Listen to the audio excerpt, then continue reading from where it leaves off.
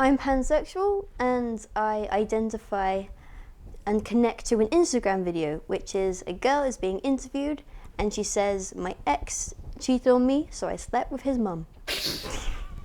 I'm bisexual, which essentially means that whenever I walk into a room, I don't know who I'm going to flirt with.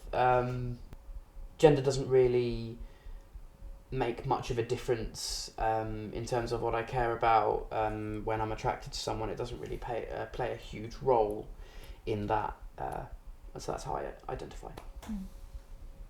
I'm queer and I identify with not really much. It sort of switches every so often, so I don't really have a preference really.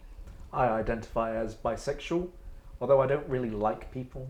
In fact, I hate them, so I don't really deal with relationships and that. So if I get sexually attracted to someone, it sort of comes and goes. When my dad said that he doesn't really think that we should have to come out, I was like, wow. That was like a really evolved way of thinking, which was surprising coming from him, because he can be quite old-fashioned.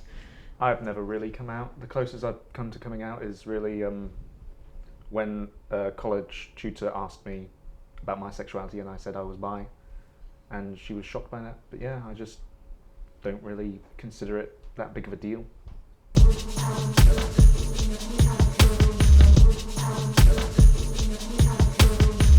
Ooh, greediness. I think a stereotype that I've been told a lot before is that bisexuals are greedy, we're confused, you've got to choose one, and that's really irritating for me, because I personally for a long time dealt with, when I first started thinking, I think I might like boys, having these things at 12 years old, going, am I gay, am I straight, can't I just pick one? And suddenly, I didn't even know bisexuality existed, and I was in a school play, and someone was talking about being bi, and I was like, "What? So you can like both?"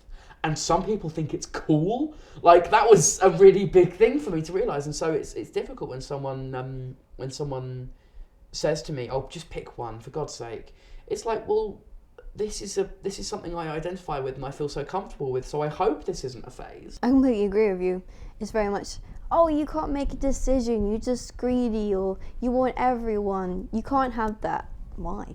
I know when I first started feeling like I may be gay, I went on like a whole streak of watching movies with like gay couples in it, and it always had like a sex scene, and I was like a teenager and I wasn't interested in that sort of thing, so I was just like, oh my god, it's just constantly skipping, and I was like, because I was somewhat nervous about the whole idea of sex thing, so it was just, ooh.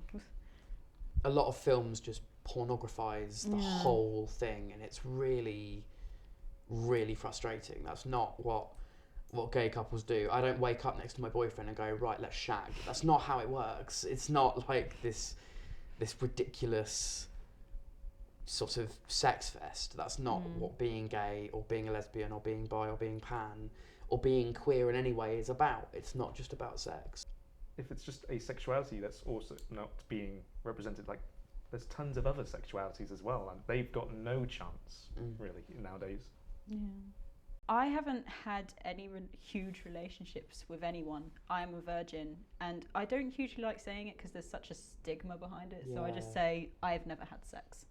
I don't mind not having sex. Like, I'm completely like the whole life thing with just the feelings, but I would like to at least experience it to know what it's like.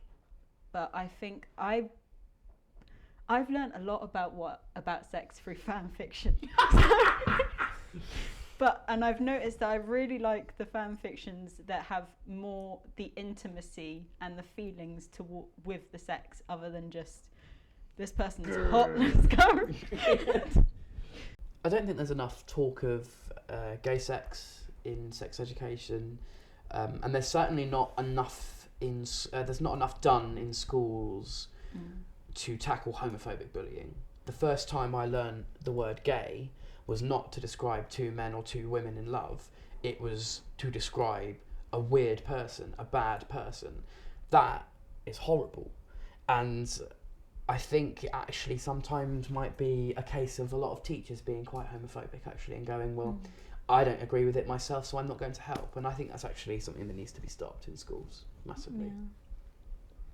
I remember in my school, there was literally no gay sex ed at all. So I, as like someone who was, well, not come out as gay, but like I honestly did not know how to have gay sex. So I had to look up years later, which was very uncomfortable for me. But like the only type of representation that could come close was really bad, and it was more about showing that men could be like raped and by other men. I always am grateful for the fact that I have video games. Like video games infinitely taught me more about my sexuality than school. Same.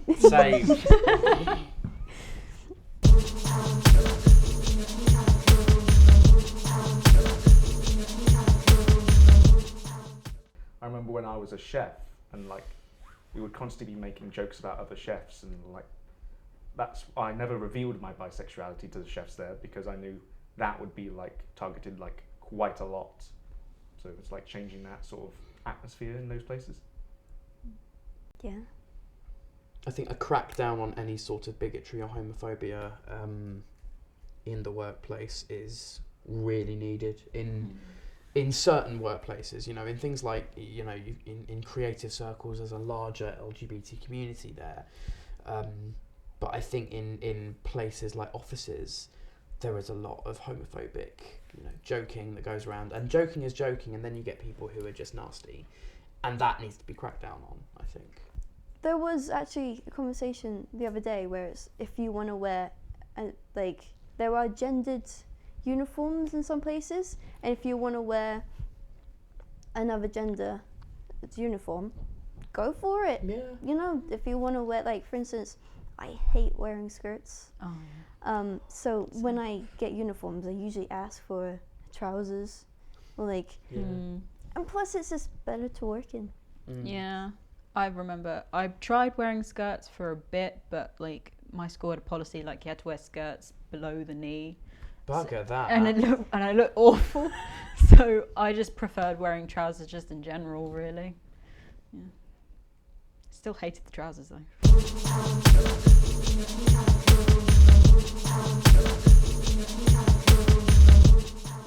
Free to be me. Boys are hot, girls are hot. I'm cool with that. What I'm about more you? picky on men. Yeah, it's just like I said before, being able to confuse people and then flirt with them and not mean it because I don't like people.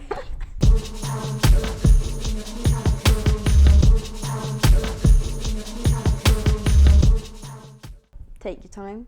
You have your whole life. It can be really annoying to try and figure out who you are.